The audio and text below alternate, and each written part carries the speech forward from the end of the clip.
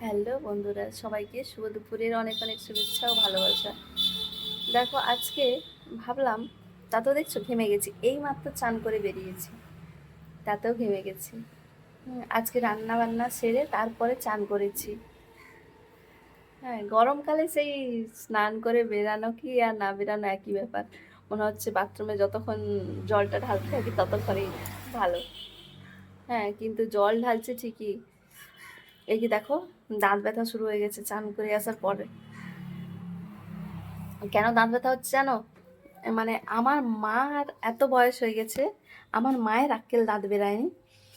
আমার আক্কেল দাঁতটা আমাকে এত, মানে অনেক দিন ধরে, অনেক দিন নয় অনেক বছর ধরে আমাকে জ্বালাচ্ছে।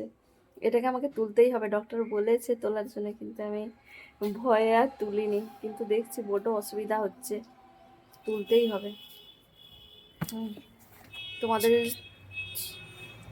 ওখানে গরম কেমন পড়েছে জানিও কেমন। আর চলো, আজকে দুপুরে লাঞ্চের মেনুতে কি কি বানিয়েছি তোমাদের একটু দেখাই। আমার মেয়ে বলছে লাঞ্চে আমি কি কি বানিয়েছি। হ্যাঁ, আমার মেয়েও ঘেমে যাচ্ছে, আজকেই চুলগুলো কাটিয়ে আনলাম, অনেক বড় বড় হয়ে গেছিল। তাতেও ঘেমে যাচ্ছে। হ্যাঁ, আজকে আমার খাবারে হ্যাঁ, কি কি বানিয়েছে, কি কি খাওয়াবে মা, দেখাও একটু দেখি।